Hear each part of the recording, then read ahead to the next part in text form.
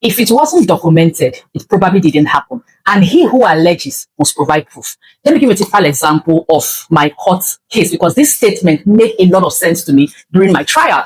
So one of the accusations that my boss made against me was that I connived with people in China to dupe him of $35,000. China, I have never been to. Anyways, he went on to begin, part of his deposition was that I joined them to dupe him. I transferred the money by myself. I didn't follow up with the bank. I refused reporting it to the police. I joined the people in China to dupe him, and then everything just went into thin air. What he didn't know was that I had a letter that he signed writing to the bank that he made a transfer from his account to the account of people in China, and that the funds were diverted through 419. 419 intercepted our company account at the time.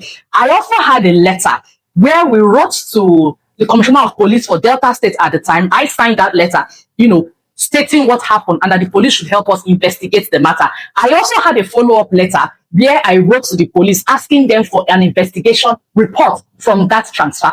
Now, he came to court making allegations, but he came without any proof.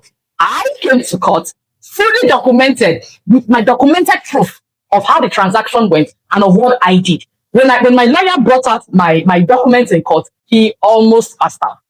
He who alleges must provide proof. If you have no documentation, you have nothing, and you can lose as an employer in court. This is why employment contracts are very important. SOPs are very important. Job description, the KPIs are very important. And when you give employment contracts, which is your offer letter or employment letter, put it together with the job description and KPIs, and ensure that your staff signs an acknowledged copy collected by me. In fact, when people are accepting employment contracts from us, I ensure that they use their handwriting to write that they accept the terms and conditions of that job and sign it. If that acknowledgement and signature is not there, that employment contract has not happened.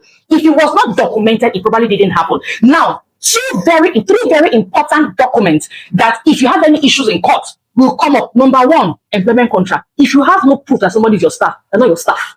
If you say, oh, I've been paying them salary, the person can say that the money was for something else, it was gift or whatever they're going to call it. The next thing is your staff handbook.